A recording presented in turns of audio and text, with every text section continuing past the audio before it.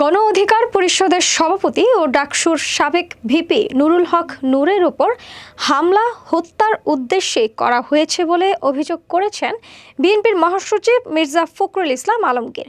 মঙ্গলবার দুপুরে Dhaka medical college হাসপাতালে নূরকে দেখতে গিয়ে সাংবাদিকদের সঙ্গে আলাপকালে তিনি এ মন্তব্য করেন। মির্জা ফখরুল বলেন, নূরকে যে আঘাত করা হয়েছে তা হত্যার উদ্দেশ্যেই করা হয়েছে, এটা এখন পরিষ্কার। তিনি আগের চেয়ে কিছুটা উন্নতির দিকে গেলেও এখনও সংকটজনক অবস্থায় আছেন। শরীরের যে অংশগুলোতে আঘাত লেগেছে সেগুলো গুরুতর, এমনকি তার মস্তিষ্কেও আঘাত ও রক্তক্ষরণ হয়েছে। চিকিৎসার বিষয়ে বিএনপি মহাসচিব জানান, চিকিৎসকদের সঙ্গে কথা বলে তিনি আশ্বস্ত হয়েছেন যে চিকিৎসায় কোনো ত্রুটি হয়নি। তবে নূরের সুস্থ হতে সময় লাগবে এবং পূর্ণাঙ্গ মূল্যায়নের জন্য তাকে বিদেশে নেওয়া জরুরি। বর্তমানে তিনি স্বাভাবিকভাবে খেতে পারছেন না, বরং পাইপের মাধ্যমে তরল খাদ্য গ্রহণ করাতে হচ্ছে।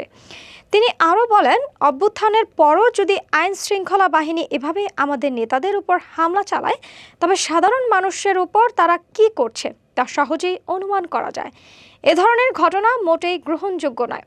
মির্জা ফখরুল জোর দিয়ে বলেন, প্রধান উপদেষ্টা যে বিচার বিভাগীয় তদন্তের নির্দেশ দিয়েছেন তা দ্রুত সম্পূর্ণ করে যথাযথ ব্যবস্থা নিতে হবে। পাশাপাশি তিনি সরকারের প্রতি আহ্বান জানান, নূরকে উন্নত চিকিৎসার জন্য দ্রুত বিদেশে পাঠানো প্রয়োজন।